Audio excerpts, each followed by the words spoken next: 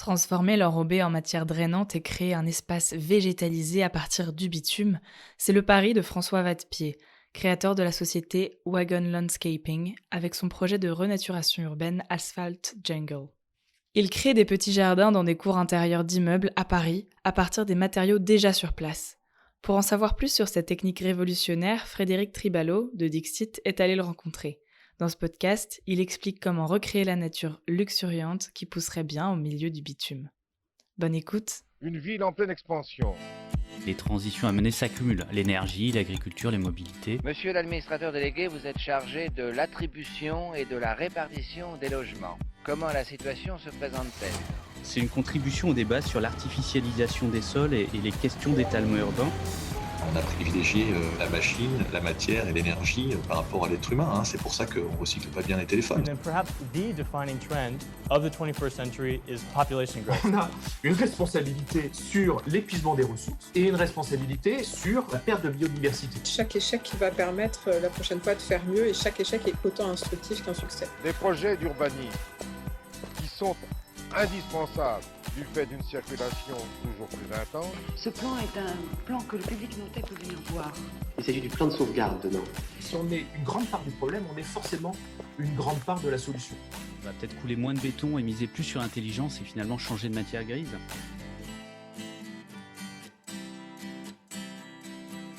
Donc, bonjour François Vadepied, vous êtes paysagiste, cofondateur de l'agence Wagon Landscaping, mais aussi enseignant, à l'École supérieure d'architecture des jardins et des paysages à Paris. Nous nous rencontrons aujourd'hui pour discuter de votre projet Asphalt Jungle, qui est en fait une désimperméabilisation de 18 mètres carrés dans la cour d'un immeuble, dans le 11e à Paris, mais vous allez nous raconter plus précisément. Pourquoi se lancer dans une telle démarche expérimentale ? En fait, c'est une expérience qu'on a commencé il y a 10 ans avec l'agence. Pas dans les mêmes conditions, mais ça a toujours été une réflexion qu'on a eue sur la question des sols en ville et comment on pouvait les refertiliser. Donc, c'est vrai que on avait commencé avec des méthodes de travail. À l'époque, c'était dans le cadre d'un festival de jardin où on s'est dit pourquoi pas réutiliser ces sols, ils ont quand même des qualités. Et on avait fait un jardin expérimental cette fois-ci, où on avait tout exporté d'une certaine façon. On avait découpé l'enrobé, et puis on avait planté, on avait dessiné un jardin, mais tout avait été exporté. Et là, dans le cadre de Asphalt Jungle, l'idée, ça a été de plutôt travailler sur un recyclage des matériaux de la ville, et savoir comment on pouvait faire un sol fertile à partir de ces matériaux. Mais justement, en effet, est-ce qu'on pourrait parler vraiment de ça ? Parce que vous avez donc désimperméabilisé ce sol, mais en effet, vous avez réutilisé ce sol, donc que vous avez une sorte de technosol. Est-ce que vous pouvez nous raconter comment ça fonctionne ? Et surtout, déjà, comment ça fonctionne ? Pourquoi cette idée de faire ça ? Et est-ce que la biodiversité revient quand même ? Alors, il faut voir que c'est dans le cadre d'un appel à projet FAIR qui est monté par le pavillon de l'Arsenal, qu'on a gagné il y a 2 ans, et c'est avec Elogiciemp, qui est un bailleur social à Paris, qu'on a pu monter ce projet. Et vraiment l'idée, ça a été de dire comment dans un endroit si restreint, on pouvait vraiment réutiliser tous les matériaux en place pour transformer une cour qui était à 100% minéralisée en un jardin, enfin en partie en un jardin. Donc on a fait... ça nous paraissait particulièrement intéressant parce qu'on était dans une typologie de cours dans un urbain très très dense. Donc cette idée de dire on va recycler in situ tous les matériaux et créer finalement de la fertilité dans la ville, ça nous paraissait une question vraiment pertinente. Parce qu'on pourrait travailler à des échelles bien plus grandes, mais là il y avait vraiment une question urbaine qui est d'actualité. Donc on a fait cette démarche. Alors, il y avait vraiment l'idée de cette contrainte d'un espace restreint, parce que c'est un jardin qui est petit. Donc, travailler par rapport aux usages, parce qu'effectivement, une cour, c'est très traversée. Il y a beaucoup d'usages, de gestion des poubelles, de circulation, des vélos, etc. Donc, bien comprendre comment fonctionnait la cour, comprendre quels étaient les réseaux, et à partir de ça, proposer le dessin d'un jardin et une méthode de travail qui a été validée. Et du coup, on a travaillé... ce qui est un peu une particularité de l'agence, c'est qu'on fait dans certains projets à la fois la conception et la réalisation. Ça permet vraiment de contrôler tout le projet, tout le process. Du coup, on a proposé l'esquisse et on a travaillé pendant une semaine à 4 pour découper les enrobés et puis mettre en place les substrats. Donc, si vous voulez que je vous explique un petit peu la méthode en détail, c'est assez simple. Dans le fond, une fois qu'on a vu les aspects un peu techniques sur les réseaux, on fait une découpe d'enrobé avec une scie diamant, en fait. Donc, ça permet de faire des découpes très précises. Et puis, on trie les matériaux, c'est-à-dire qu'on enlève la couche d'enrobé. En dessous, il y a une couche qui est généralement une couche de portance, qui est une grave, en fait, qui est des matériaux assez inertes. Et puis, en dessous, il y a le sol parisien, qui est souvent des remblais. Donc, on décompacte tout ça, on fait un peu d'état pour avoir les différents types de matériaux. Et après, on va réorganiser ce substrat en faisant une sorte de... en faisant des horizons. Donc, effectivement, ce qu'on appelle un technosol, c'est-à-dire qu'on va mélanger des matériaux pour recréer un sol à partir de matériaux artificiels, créer un sol fertile. Donc, du coup, on a pris les enrobés, on les a en partie un peu concassés pour créer une couche drainante, et puis tout ce qui est grave, donc la sous-couche qui est assez, qui est pas fertile, mais qui est assez inerte, nous l'avons mélangé, on a rajouté quand même un peu de terreau, parce qu'il faut un petit peu de substrat de fertilité quand même. Et on l'a mélangé, et du coup, on a créé un horizon qui était plutôt drainant, puis après une couche fertile. Et puis, on a dessiné, alors vous verrez sur des photos, mais on a travaillé aussi à l'enrober pour faire du paillage autour des plantations, par exemple. Et comme, en fait, quand on fait ce type de travail, il y a un foisonnement, c'est-à-dire qu'il y a plus de volume après qu'avant, puisqu'on a décompacté, on a transformé le sol, on a fait un cadre en bois pour absorber finalement ce volume supplémentaire. Voilà, donc ça c'est la première partie de création du sol, en fait.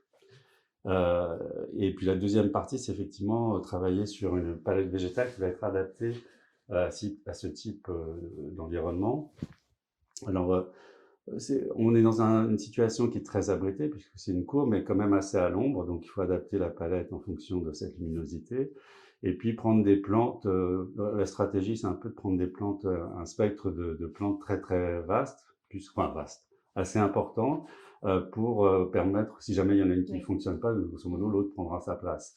Et puis en travaillant sur des semis, des plantations de vivaces, des semis adaptés au terrain sec, parce qu'il ne devra pas être arrosé a priori. Et puis en travaillant sur une grande densité pour pas avoir en termes de gestion entre guillemets, de mauvaises herbes, c'est-à-dire que la plantation prend tout l'espace tout de suite et occupe l'espace, donc on a beaucoup moins d'entretien à faire. Et ça s'est avéré assez payant, puisque au bout de 3 mois, vraiment, il y avait un foisonnement végétal qui a un peu surpris tout le monde, parce que ça a vraiment très bien fonctionné.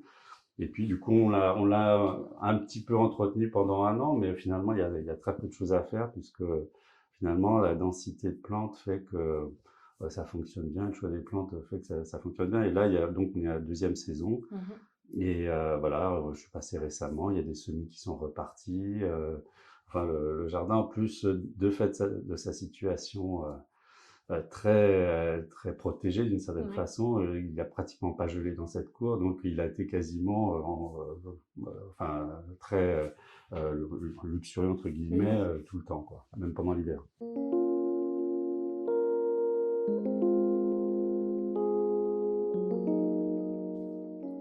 Et vous disiez que vous travaillez à l'agence dessus, sur ces notions de désimperméabilisation de sol en ville depuis une dizaine d'années. Et là, donc, ce moment-là, c'était vraiment une expérimentation, vous ne saviez pas du tout où vous alliez, ou c'était le moment justement de tester un peu vos recherches, en fait? Oui, c'était le moment de tester nos recherches dans un contexte qu'on n'avait jamais, auquel on n'avait jamais été confronté, cette urbain dense. On avait plutôt travaillé sur des friches, des espaces beaucoup plus larges, mais un peu délaissés. Et là, c'était vraiment l'enjeu aussi de vraiment tout recycler in situ. Dans certains projets, on avait été obligé d'exporter une partie des matériaux. Là, c'était vraiment comment, de façon complètement intérieure au site, on va tout recycler. Et dans un contexte où on est comme dans l'urbain dense, donc il y a une demande de la part des habitants à ce qu'il y ait tout de suite un effet intéressant en termes de jardin, qui est une qualité de jardin, donc il faut vraiment, en termes de détails sur les bordures, sur le paillage, etc., bien dessiner les choses pour que ça soit accepté. Donc voilà, c'était un peu les deux enjeux majeurs finalement de cette expérimentation.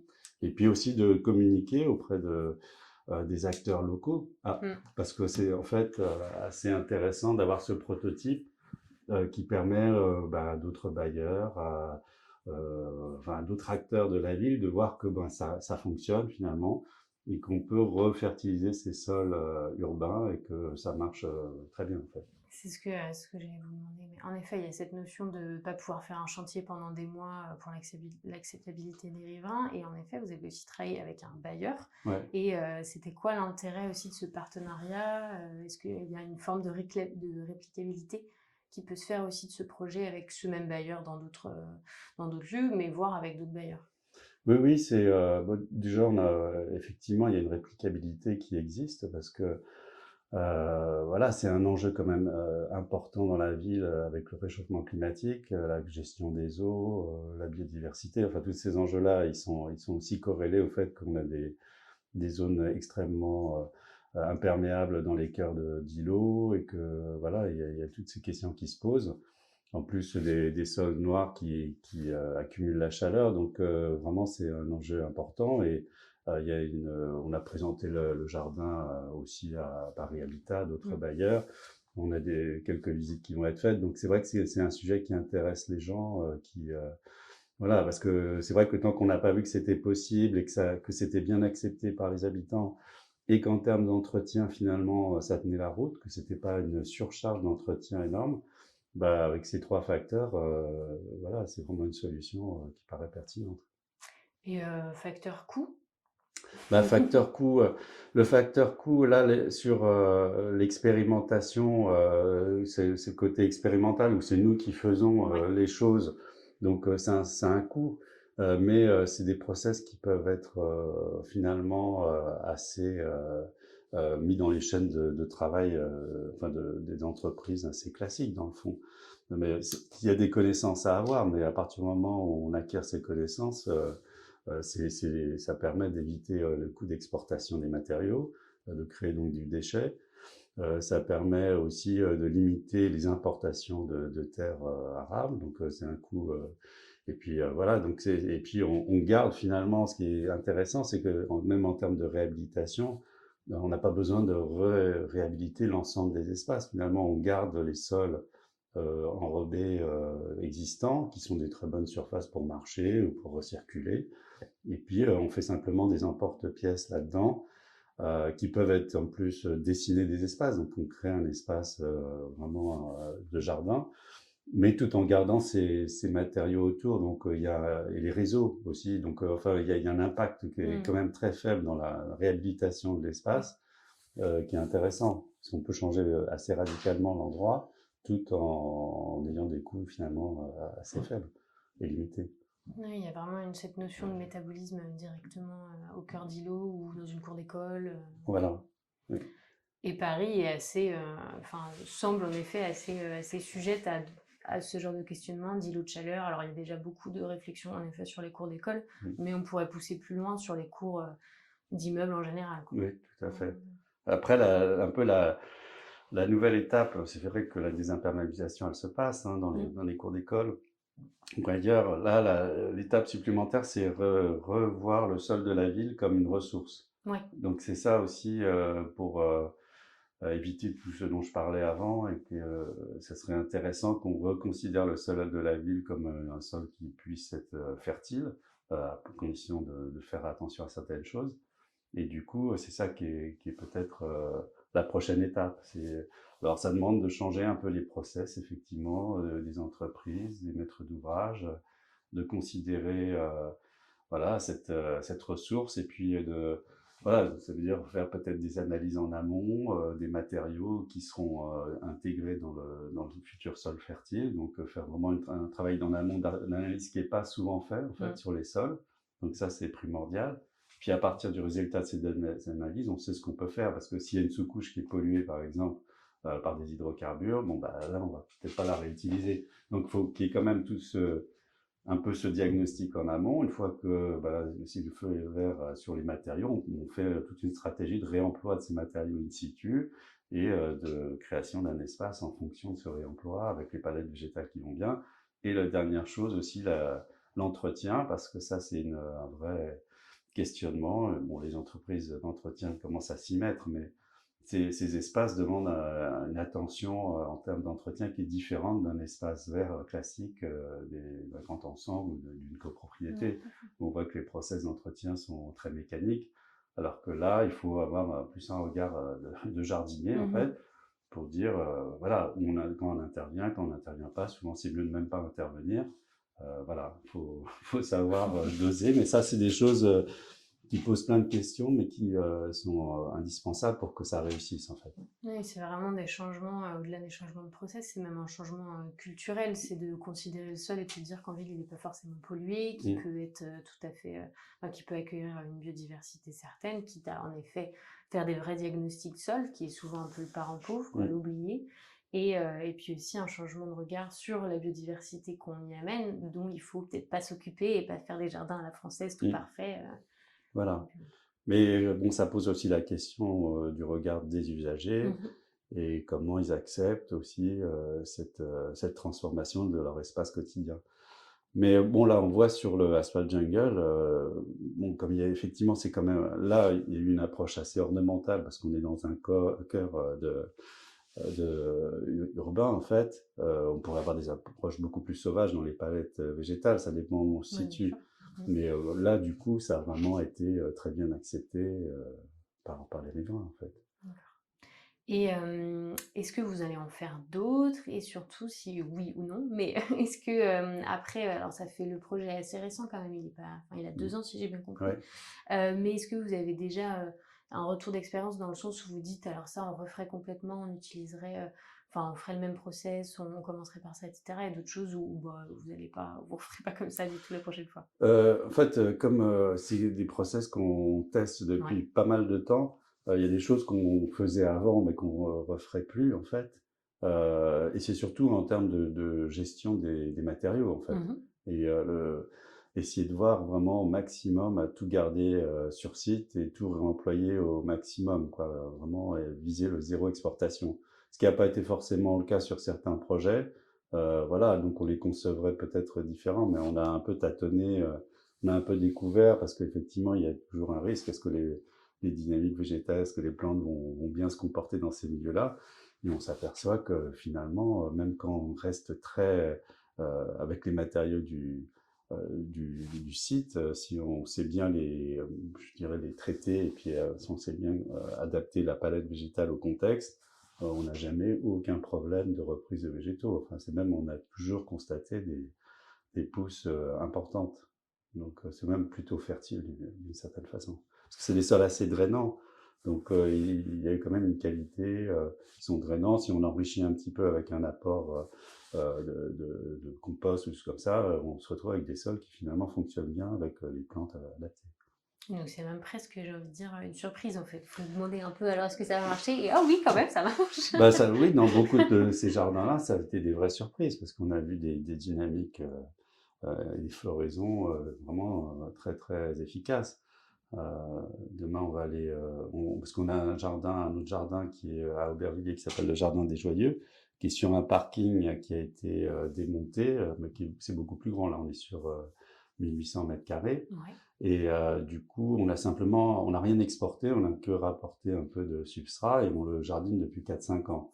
Et on est depuis 4-5 ans vraiment, à chaque fois qu'on y va, surpris de la dynamique et de la richesse du milieu qui a été créé. Et voilà, donc, on y va demain d'ailleurs pour le jardiner. Et à chaque fois, alors c'est ça qui est important, ça c'est un process aussi avec le PH d'Aubervilliers, qui nous a confié aussi l'entretien de cet espace, qui est un peu un espace en attente, parce qu'il y a tout un projet de rénovation urbaine autour.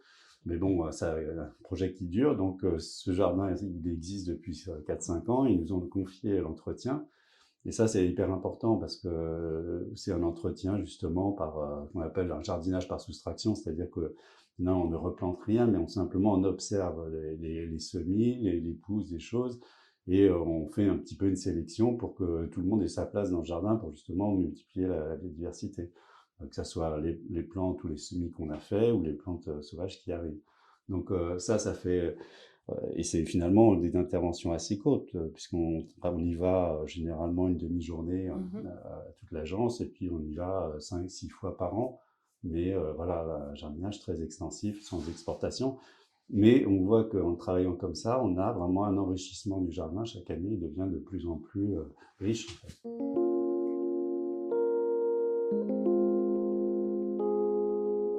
Et alors celui-là, c'est un temporaire, alors de temps long, mais c'est un jardin temporaire. On fait souvent, parce que c'est intéressant ça aussi de se dire qu'on est sur des endroits où on sait qu'ils vont être vides ou en tout cas délaissés pendant tant d'années, et qu'en fait c'est l'occasion, pourquoi pas, d'y faire un jardin qui en plus, vous avec votre méthode, fait qu'il n'y a pas de...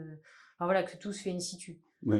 Et ça vous arrive, enfin c'est fréquent comme démarche? Ça nous est arrivé de temps en temps. C'est vrai que ça permet, parce que c'était un parking de 1700 mètres carrés, je crois, donc avec la chaleur, l'eau qui partait, l'espace est quand même assez ingrat, et depuis 5-6 ans, c'est devenu vraiment un jardin qui absorbe l'eau. Enfin voilà, il n'y a plus, je sais pas, en cas d'orage, il peut y avoir 30 mètres cubes d'eau qui partaient dans les réseaux. Ouais, alors que là, ils sont fixés par la porosité qui a été créée par la végétation. Donc déjà, il y a cette gestion-là, il y a la fraîcheur qui arrive.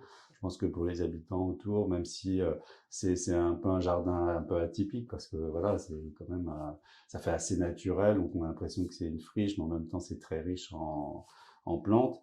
Voilà, ils se sont attachés à ce lieu aussi, donc c'est du temporaire qui dure. Ça, c'est des trucs qu'on a pas mal pratiqué en fait, pas que dans le cadre de désimperméabilisation, mais dans beaucoup de jardins temporaires qu'on a fait, c'était vraiment du temporaire qui a duré pendant longtemps, quoi.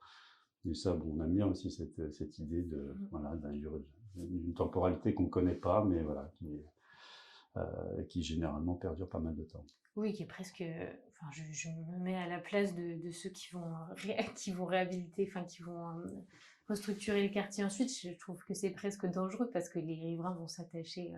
Enfin, dangereux dans le sens où, en fait, on finit par s'attacher, j'imagine, à cet espace vert, à ce jardin qui n'existait pas avant, et à vouloir le garder. Oui, c'est vrai qu'il y a eu une anecdote, là, il n'y a pas très longtemps, où pour le Grand Paris Express, ils voulaient faire des sondages géologiques et ils avaient trouvé que cet endroit pour le faire. Et c'est vrai que ça fait un peu une levée de bouclier de certaines personnes autour pour dire on va pas faire les sondages dans cet espace-là. Donc, et ça, effectivement, les sondages n'ont pas été faits dans cet espace-là. Donc il y a un certain attachement à ce lieu. Après, il peut évoluer peut-être dans sa superficie. Oui. Peut-être que ce qui est intéressant, c'est si j'ai pas vu le projet urbain qu'il y avait, mais qui puisse intégrer au moins une partie de cette dynamique. Oui, je pense que ce serait intéressant. Complètement. Puis en effet, voilà, maintenant qu'il a pris sa place là et qu'il fait partie intégrante du quartier, il faut le considérer comme de l'existant, quoi. Oui, bon, moi j'aurais tendance à dire ça aussi.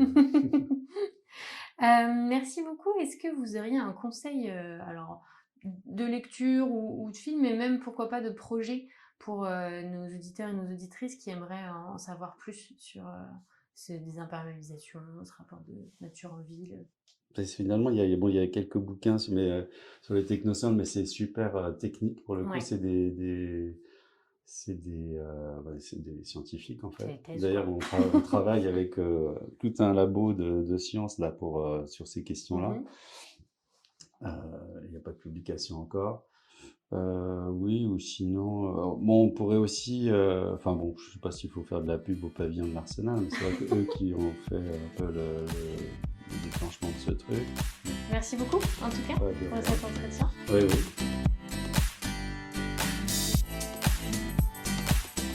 Merci à François Vadepied pour cet éclairage sur les techniques de végétalisation d'Asphalt Jungle. Pour suivre d'autres projets et pionniers qui refont la ville, abonnez-vous à notre newsletter et suivez toutes nos publications sur le site dixit.net. À bientôt.